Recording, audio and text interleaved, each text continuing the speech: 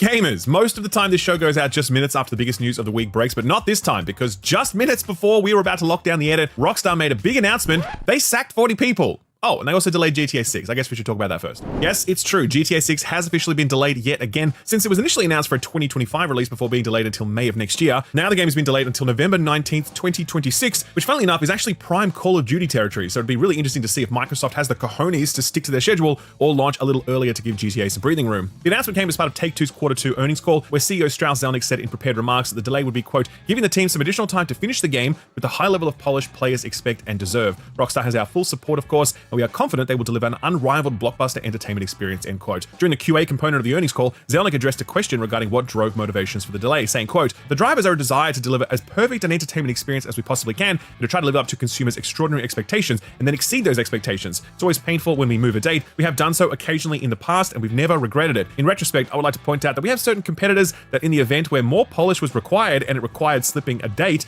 they chose not to slip the date and they did so at their peril, end quote. You're obviously going to be talking about any publisher since they've all shipped stuff prior to it being ready, including Take-Two themselves. Let's not forget the horrendous state of the GTA remasters, but it was a bit funny to see CD Projekt Red reply to the official Rockstar delay announcement tweet by quote tweeting their own statement from back in 2020, no more delays are happening. The timing of this announcement is very, very convenient for Rockstar, since they're no doubt keen to pull attention away from another big story this week, allegations of union busting. This news comes via Bloomberg, who reported that a few days ago, Rockstar Games had fired between 30 and 40 people across a number of offices in the UK and Canada. The affected workers were attempting to organize a new union within Rockstar and were part of a, quote, private trade union group on Discord, end quote. That's according to the Independent Workers Union of Great Britain. That naturally leads to a lot of speculation that these workers were fired for no other reason than their desire to unionize. President of the IWGB, Alex Marshall, didn't mince words in his response, saying, quote, Rockstar has just carried out one of the most blatant and ruthless acts of union busting in the history of the games industry. This flagrant contempt for the law and for the lives of the workers who bring in their billions is an insult to their fans and the global industry. The Rockstar union remains undeterred. They will keep organizing for respect and better conditions whilst continuing to pour their blood, sweat, and creativity into games that are loved by millions. The IWGB will pursue every legal claim possible to ensure our members are reinstated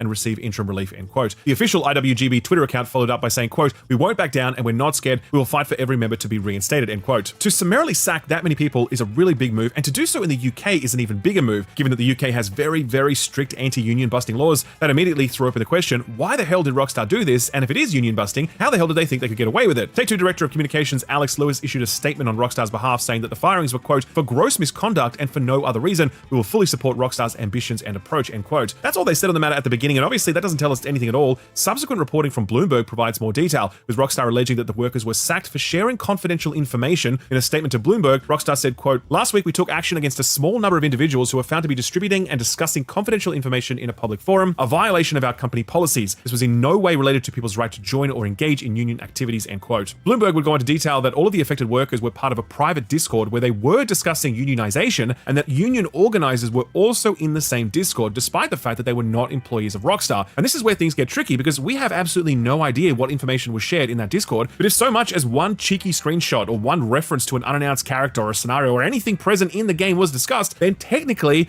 that would be sharing of confidential information to an outside party. Having said that, we don't know if that information, whatever it might be, was shared by one person or all 40. Did just like one guy quote a line of NPC dialogue and then 40 other people lose their jobs over that? If that's the case, then that's some fucking bullshit. But as I said, we just don't know at this point, so it wouldn't be fair to speculate. The union isn't backing down though, it seems. The union president Alex Marshall had this to say, quote, Rockstar is afraid of hardworking staff privately discussing exercising their rights for a fairer workplace and a collective voice. Management are showing they don't care about delays to GTA 6, and they're prioritizing union busting by targeting the very people who make the game, end quote. So that's literally all we know about this. This could well be union busting on some level, but without knowing any of the details, we can't say for sure. The union has vowed to fight on, and 40 people are now out of the job, and they're surely going to make their feelings known at some point. I'm sure we'll hear more about this story very soon, so stay tuned. More studio drama now, and it's another round of layoffs at the indie studio Heart Machine, developers of the Hyperlight games, and it sadly comes just weeks before the launch of their next game, Possessors. Affected employees include their producer, senior gameplay designer, senior animator, and VFX artist. Heart Machine's community and PR manager Yi Zhang posted a video confirming the news, saying, quote, Heart Machine has just laid off a bunch more people effective immediately, and by the time Possessor comes out on November 11th, I don't know if anyone who worked on the game will even be at the company anymore. That's game dev, end quote. Note that this is the third round of layoffs for the studio in just 12 months. One was prior to the launch of their ill-received co-op roguelite Hyperlight Breaker in November of last year, and the second was following its end of development announcement just last month. In response to a Steam thread discussing the news, the existing team is still urging people to pick up the game if they're interested, assuring that profits from the game's sales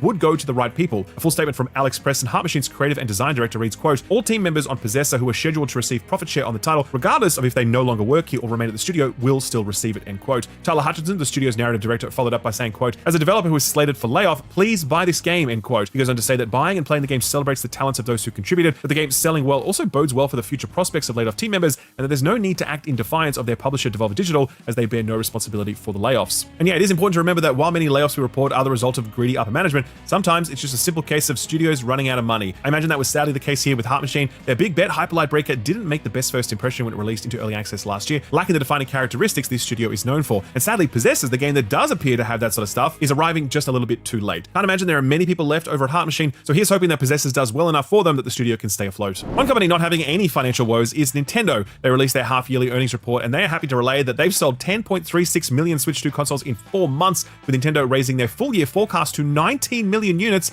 up from 15 million. Nintendo boss Shuntaro Furukawa says, quote, sales of Nintendo Switch 2 are growing at the fastest rate in the history of our dedicated video game platforms, end quote. And yet, we are all being told day in, day out that game consoles are dead and we should all be cloud streaming Skyrim on our refrigerator displays. Give me a fucking break. The report indicates that over 20.62 million Switch 2 games have been sold to date, with 9.57 million of those being Mario Kart World. In fact, over 92% of all Switch 2 users own the game, but I suppose that's not surprising since you could get it bundled with the console. Meanwhile, the original Nintendo Switch has now sold over 154 million units as of the 20th of September this year. It's now in line with the Nintendo DS, which was previously the company's best-selling console of all time. But can I install Steam and Microsoft Copilot on my Switch 2? No? Why would I want it then? That is so antiquated. I'm just gonna use that every time now, by the way. Like every time Sony or Nintendo declare record profits or console sales, I'm just gonna be like, those are some seriously antiquated numbers. Speaking of antiquated but unnervingly well preserved, Strauss Zelnick. The Take-Two boss had some interesting things to say on the shortcomings of AI usage at a technology summit hosted by CNBC. Here's what he had to say, quote, we have to protect our intellectual property, but more than that, we have to be mindful of others. If you create intellectual property with AI, it's not protectable. There's no creativity that can exist by definition in any AI model because it's data-driven. Could we push a button tomorrow and create an equivalent to the Grand Theft Auto marketing plan? The answer is no. A, you can't do that yet, and B, I'm of a view that you wouldn't end up with anything very good. You'd end up with something pretty derivative, end quote. The biggest news there is that Grand Theft Auto 6 apparently has a marketing plan. That's news to me. I thought they were just going to shadow drop the game and immediately sell like 300 million copies. In a talk with the Paley Center for Media, Zelnick echoed this sentiment saying, quote, will it create a genius? No. Will it create hits? No. It's a bunch of data with a bunch of computers with a language model attached, end quote. If it sounds like he's making a little too much sense, then don't worry, he's not finished. He also had this to say, quote, it will not reduce employment, it will increase employment. Technology always increases productivity, which in turn increases GDP, which in turn increases employment, end quote. Ah, yes, the trickle-down theory of AI productivity. I'm sure that is exactly how it is going to work. Now, it was just this week that Coke unveiled their absolutely fucking shit-tier AI slop Christmas commercial, and they had the audacity to boast that they used fewer people than ever before to make it. That is the Christmas spirit right there, ladies and gentlemen. I really hope that Pepsi just steal it and paste their logo on instead, because that would be the perfect representation of how vapid and disposable all of this shit is. Sticking with the AI stuff a little longer, one of the many issues surrounding it is the way it often trains itself on content without the creator's consent, something that AI image software Sora appears to be doing. The Content Overseas Distribution Association, or CODA, who represents companies such as Square Enix and Bandai Namco, has submitted a request to OpenAI, the company behind Sora, asking them to please stop doing that. Their specific requests are as follows, quote, in the operation of Sora 2, CODA requests that its members' content is not used for machine learning without their permission, and that OpenAI responds sincerely to claims and inquiries from CODA member companies regarding copyright infringement related to Sora 2's outputs, end quote. I mean, yeah, obviously, like, I personally don't want AI to like not exist at all, but as an example, I haven't been able to use more than 3 to 5 seconds of a licensed song in a single YouTube video for my entire decade on YouTube, because the music companies would claim 100% of my video's revenue if I did that. And yet somehow these AI platforms get to steal humanity's collective knowledge and all of its IP so that I can then make clips of Mario robbing a convenience store, and there's no legal repercussion for them doing that. Personally, I hope these companies get sued into oblivion for their obvious IP theft, because this truly is the greatest IP heist in history. Some lightning round stuff now, and the fighting game developer SNK has announced an exorbitant $4.1 million US prize pool for its in-house tournament in 2026, the same amount as their tournament from last year. For reference, that prize pool is more than double the annual prize pool for Capcom's Street Fighter 6 tournaments, arguably the biggest fighting game in the world. Meanwhile, Bandai Namco's Tekken World Tour has a prize pool of just $300,000 for its current tournament, and the official Mortal Kombat 1 tournament from Warner Brothers has a prize pool of just $200,000. It's very strange considering that SNK's most recent game released this year, Fatal Fury City of the Wolves, was by most public accounts a bit of a flop despite a huge marketing spend, with a peak concurrent player count on Steam of just 188 players at the time of writing. I mean, where are they getting all the money to do this? For a second time? Right, SNK was privately acquired by the Saudis back in 2023. That explains it. Speaking of which, a number of major Sims 4 content creators have recently left the EA Creator Network due to the Saudi acquisition. YouTuber Little Simsy has over 2.1 million subscribers and wrote a community post saying, quote, "It's my hope that pressure from creators and the community might encourage EA's leadership to reconsider the long-term impact of this sale and to preserve the values that have made The Sims so beloved. Under this new ownership, I feel I cannot maintain a direct association to the company," end quote. Following in her footsteps are other creators such as Vixella, James Turner, Plumbella, and Devin Pumpkin. There's no word yet on what impact this acquisition will have on EA's creative freedom or culture, but it's probably nothing good. So I can certainly understand why these content creators don't want to continue having such a close association to EA, given its new ownership. For the last year, Nintendo has been locked in a lawsuit against a streamer who live-streamed multiple pirated and leaked titles ahead of their release and shared various emulators. A man so unafraid of Nintendo's threats that he told the company, quote, "You might run a corporation, I run the streets," end quote. According to GameFile, he's also reportedly said, quote, "I got more bananas than chimpanzees and I got 10 addresses," end quote, in response to Nintendo attempting to serve him the lawsuit at multiple addresses. Well, they finally got him. Nintendo won the suit and requested $17,500 in damages for copyright infringement, which is honestly not very much money, as I'm sure Nintendo would have spent more than that on just the lawyers required to draft and serve the summons.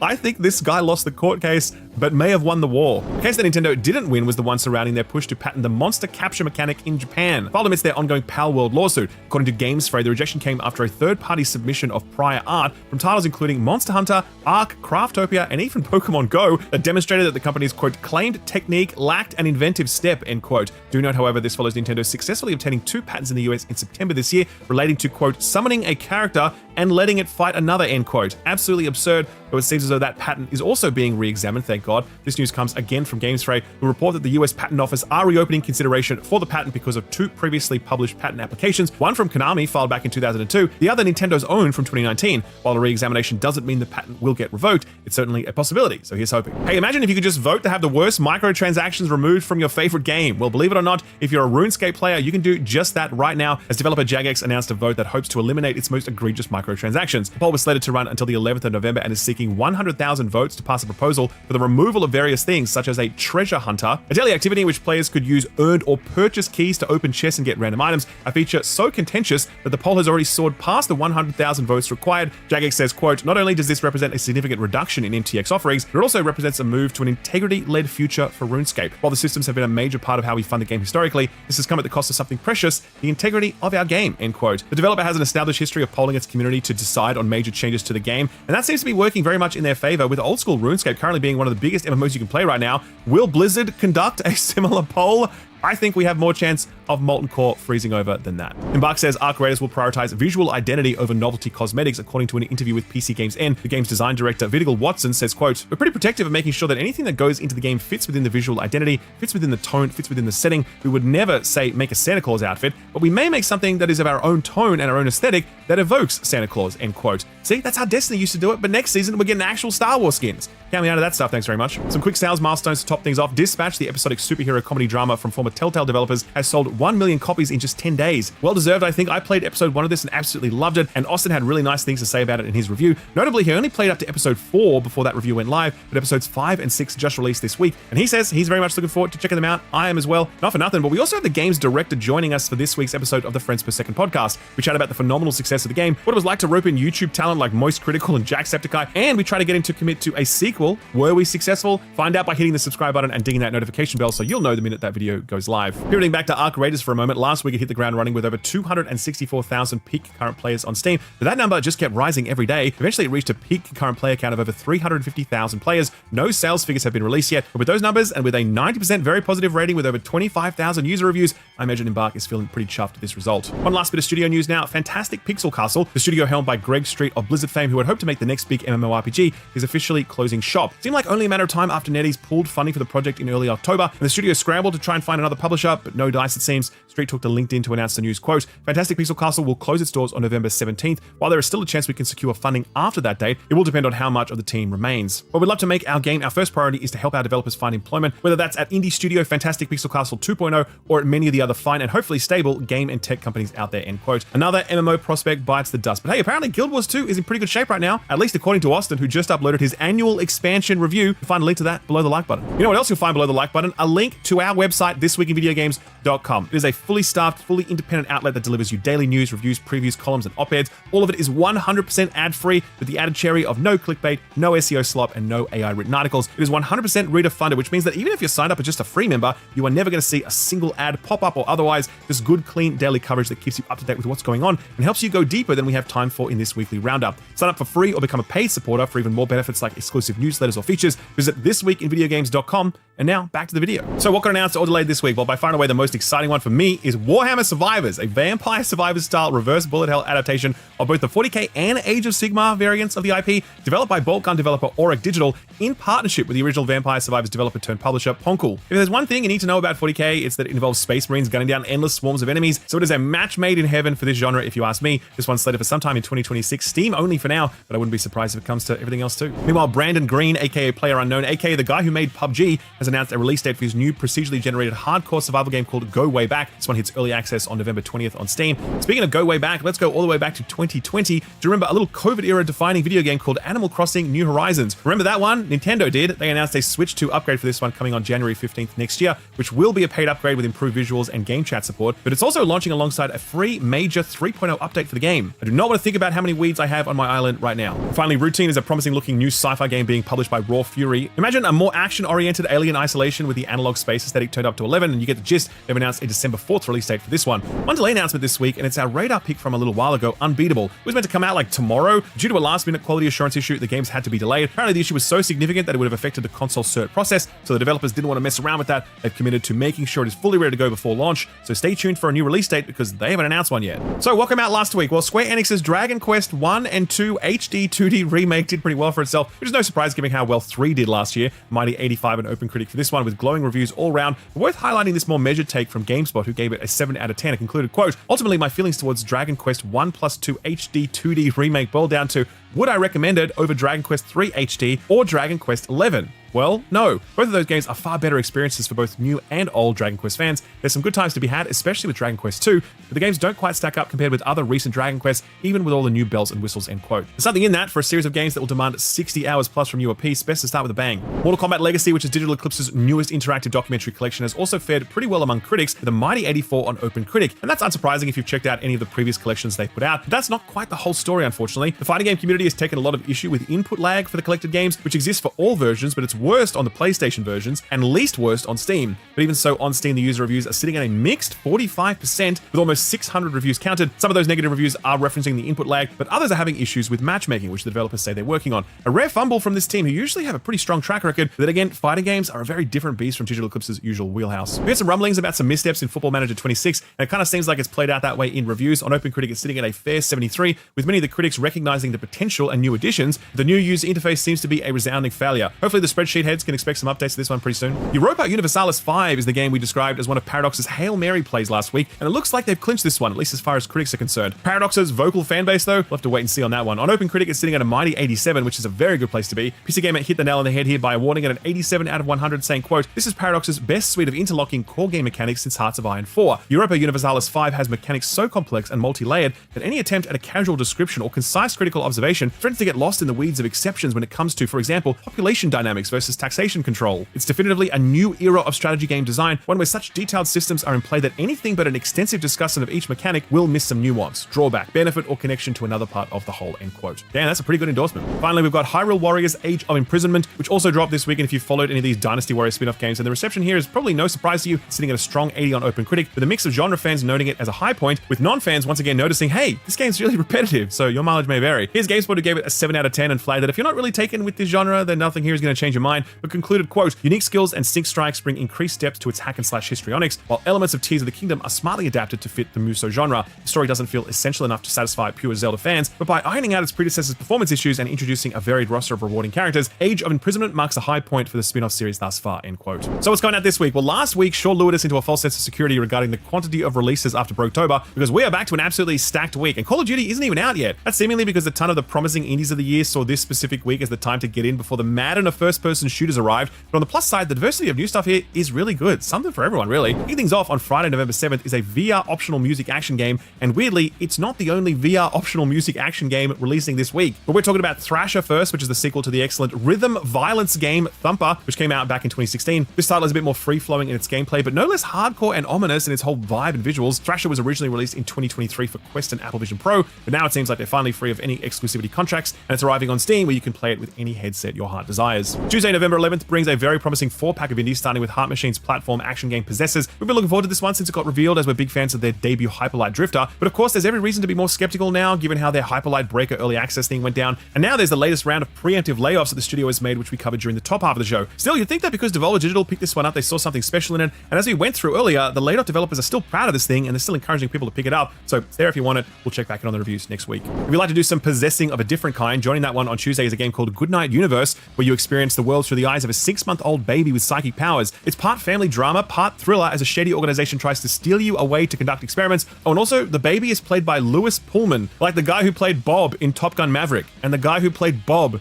in Thunderbolts. This comes from the creators of a game called Before Your Eyes, which is a very cool first-person narrative game where you played with your eyes using a webcam. Every time you blinked, the story jumped ahead. You can control this game with your eyes as well, but there are traditional controls too. Ed played through a preview of this one, and it comes very highly recommended. And it's also already picked up awards at festivals like Tribeca and South by Southwest Sydney as well. PC, PS5, Xbox Series, and Switch 2 for this one. Rue Valley is one of the many games following in the footsteps of Disco Elysium, an RPG revolving around the psyche of a man stuck in a time loop. But the difference with this one is that it's one of the only games in the disco style that actually has an official seal of approval from the lead creative team of the original Disco Elysium, Robert Kurvitz, Alexander Rostov, and Helen Hinper. That's quite a testimonial, and based on the short demo we've played a while back, it certainly looks really promising. Stu's been diving into this one a bit more deeply for us, so do look forward to his review, which will go up on the website in the future. Last one for Tuesday is another VR optional music action game, Luminous Arise. This of course comes from Enhance, the studio who did Tetris Effect, founded by Tetsuya Mizuguchi, who did games like Rez, Space Channel 5, and of course the original Luminous. This one takes all the encompassing sensory assault of Tetris Effect, applies it to the square matchmaking gameplay of Luminous, and yeah, it's absolutely fucking awesome, as expected, at least based on the demo we played a little while ago. It's coming out on PS5 and Steam, and trust us, if you have the means of playing in VR, we recommend it. Coming out next week on Thursday, November 13th is yet another big strategy game, if you can believe it, this time from Ubisoft, who sometimes remember that they have some big properties in the genre.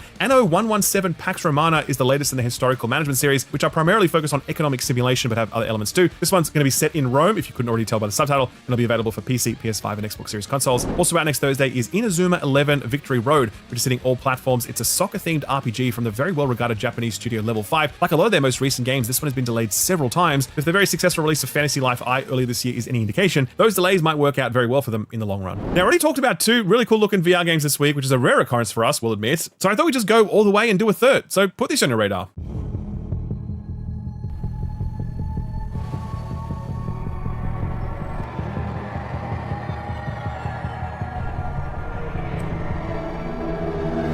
This is a game called Hotel Infinity, and while it kind of looks like a pretty simple VR escape room kind of dealio at first, things get more interesting when you realize it's set in a reality and physics-defying building with all sorts of portals and tricks to mess with your perspective, and it's also designed to try to subvert your expectations in making you think you're physically wandering around a huge mansion of a building while only requiring a relatively small space to move around in. Choosing between emptying a room in your house purely for the purposes of using VR or relegating yourself to using unnatural movement mechanics has always been kind of a hurdle in selling the whole VR experience, but if Hotel Infinity can solve that with its level design, it could potentially be pretty great. The other thing that got us interested in this one is the fact that the lead creative behind the game also made a really cool MC Escher inspired environmental puzzle game called Manifold Garden a few years ago, which was absolutely stunning to look at and did some really neat things with perspective and creating an absolutely massive and imposing sense of space. Hopefully this one carries some of that juice over. It's coming to MetaQuest and PSVR 2 on November 13th this year, so if you're planning on digging out your headset for Thrasher and Luminous this week, then maybe keep this one in mind too. Hotel Infinity isn't on Steam just yet, but I'll leave a link to its website below. Our feel-good story for the week is a real thing, I swear to God, okay? Clive Rosfield, aka Verso, aka Ben Starr, aka friend of the channel, aka one of the best voice actors working today, he has a bit of a silly side. You'd know it if you follow him on social media, and if you missed it, then you would have been very surprised to see him dressed up as the Balatro clown Jimbo at the BAFTAs so he could accept the award on behalf of the incognito developer, Local Thunk. Turns out Ben Starr enjoyed being in that getup a little more than we thought, because this week he announced a special calendar featuring him as Jimbo in various poses and situations. Christmas Jimbo? Sure. Baseball Jimbo? Absolutely. Creepy vampire Jimbo? I don't know, man. That American Beauty poster, but with bananas? Now we're talking. But Jimbo, I think we all would have liked to have seen just a little bit of powdered white skin on that shot. All proceeds for this calendar go to the charities Extra Life and Special Effects, so it's not just great decor, it's also great karma. If you want to grab one, I'll leave a link to it below the like button. All right, ladies and gents, that is the video for the week. Do please drop it a like if you enjoyed yourself, as that always does wonders for helping the video travel far and wide. Be sure to subscribe and ding the notification bell for more videos